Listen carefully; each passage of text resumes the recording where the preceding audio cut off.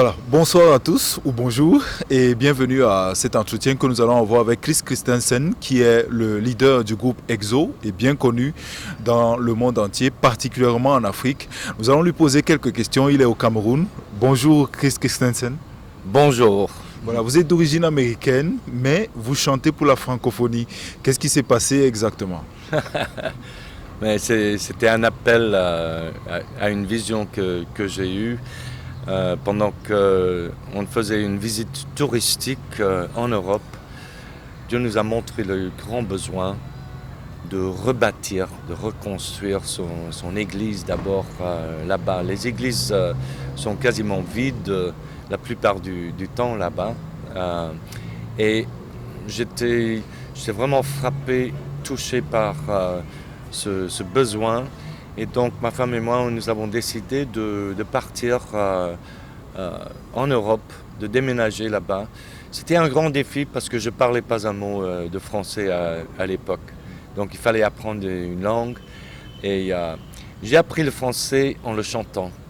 Mes meilleurs profs à l'époque, c'était Yves Duthé et Jean-Jacques Goldman. Parce que j'ai acheté tous leurs cassettes. Et j'ai appris le français en le chantant. Voilà. Et aujourd'hui, vous le parlez assez correctement? Assez correctement. Toujours des erreurs ici et là. Mais j'aime cette langue.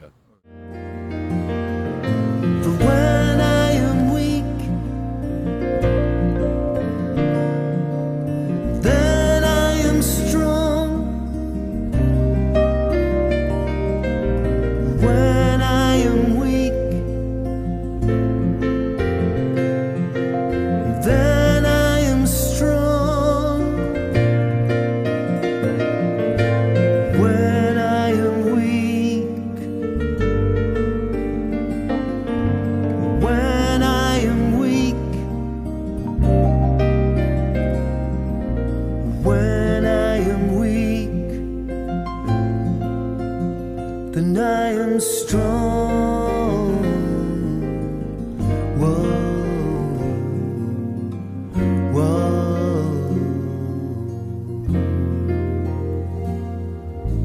Therefore I take pleasure in infirmities, in reproaches, in needs, in persecutions, in distresses. For Christ's sake, for Christ's sake.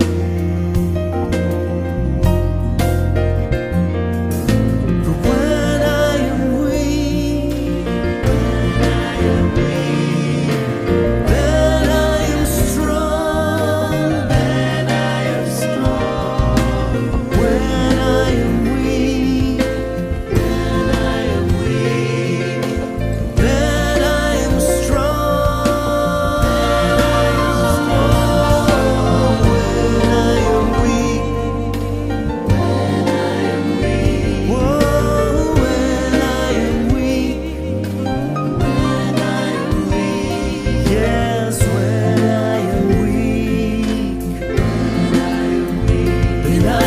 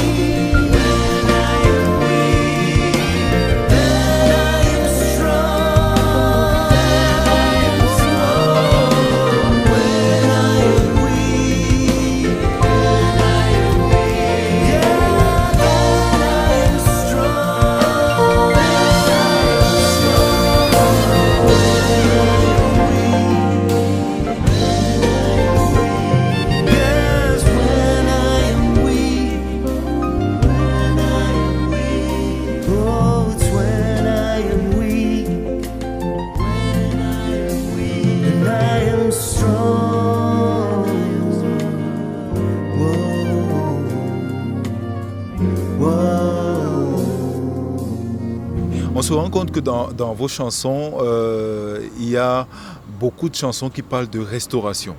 On a connu Eclasis, par exemple, qui a été enregistré en Côte d'Ivoire et qui a permis quand même à participer à la restauration de ce pays. Qu'est-ce que vous pensez de la situation sociopolitique en Afrique et qu'est-ce que la louange peut faire pour cela? Mais je pense que les hommes tout seuls ne sont pas la solution. Ils n'ont pas les solutions permanentes pour les problèmes en Afrique. Je pense que toute l'Afrique doit tourner le regard vraiment vers Dieu. Et je ne parle pas d'une sorte de religiosité. Moi, je parle d'une vraie foi et de suivre l'exemple de Jésus. Et c'est vrai, notre vision, notre mission, c'est d'apporter la restauration de l'Église, d'abord, comme témoin. Souvent, le témoignage de l'Église est tarni dans le monde. Et nous sommes tellement divisés que le monde ne croit pas le message.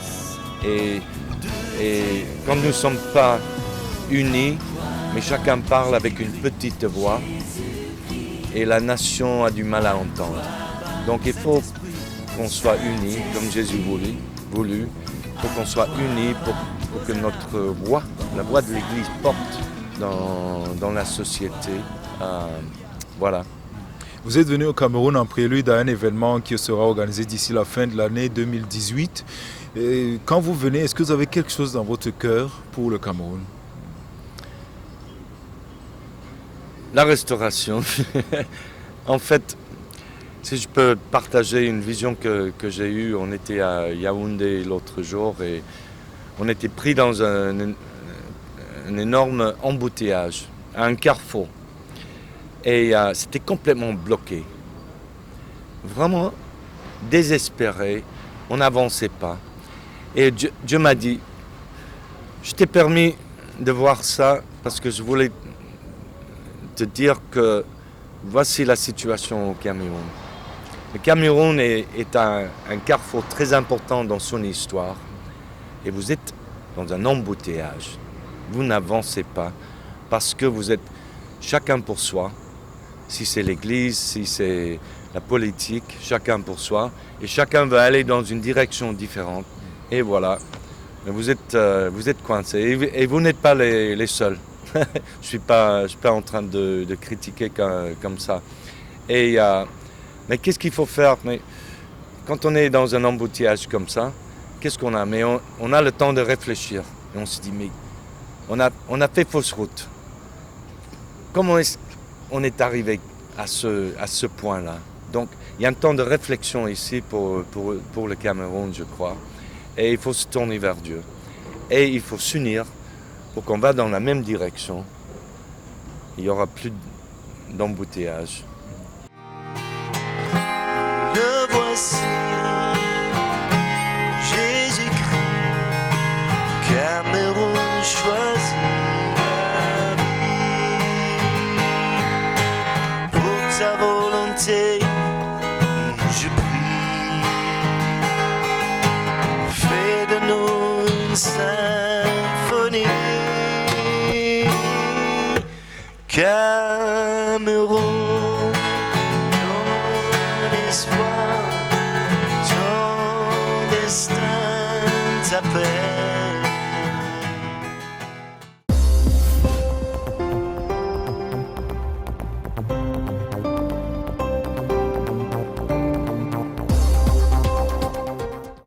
Est-ce qu'il y a quelque chose de spécial, de particulier que vous avez prévu quand vous allez venir d'ici la fin de l'année, si le Seigneur le permet? Comment est-ce que vous comptez organiser cela vous-même en tant que groupe EXO? Mais nous, on va faire notre part. Donc ça veut dire que je vais venir avec une équipe de musiciens. C'est prévu comme ça. Il y aura des chants très connus. Parce que le but, c'est pas que les gens viennent nous écouter seulement, mais que les gens chantent avec nous. Donc, reçois l'adoration. Si tu veux le louer, sache, tous les anges louent sa sainteté. On va chanter tous ces chants pour que les gens puissent chanter avec nous. en grand nombre. On va laisser notre voix être portée pour que tout le monde, pour que le pays entende. Il y aura peut-être des nouveaux chants. Souvent quand je viens dans un pays, Dieu m'inspire d'écrire un chant pour le pays. Donc je garantis rien, mais c'est possible qu'il y aura des chants inédits juste pour le pays. Et pour terminer, est-ce que vous avez un message à donner aux chantres, musiciens, chrétiens? Voilà. Ah, oui. Mais aimez Dieu plus que la musique. On aime tous la musique, mais parfois on aime la musique un peu trop. Et on fait ça pour nous, et on dit que c'est pour Dieu, mais en fait c'est pour nous. Donc, Dieu vous a donné des talents, les musiciens, les chantres. Il faut les utiliser vraiment pour la gloire de Dieu. Sinon, vous ne serez pas satisfait du résultat à la fin. Et Dieu ne sera pas glorifié. Donc il faut... Et en fait, les chantres et les musiciens, comme dans l'Ancien Testament, ils sont la pointe de la flèche dans un combat. Et donc, il faut que cette flèche soit bien aiguisée spirituellement. Il y a un travail à faire. Et Dieu voulant, nous allons rassembler les chantres et les musiciens, les groupes de louanges, pour chercher la face de Dieu ensemble, pour qu'on soit vraiment ce que Dieu veut que nous soyons. Merci beaucoup, Chris Christensen. Merci. Voilà. Que Dieu vous bénisse. Amen.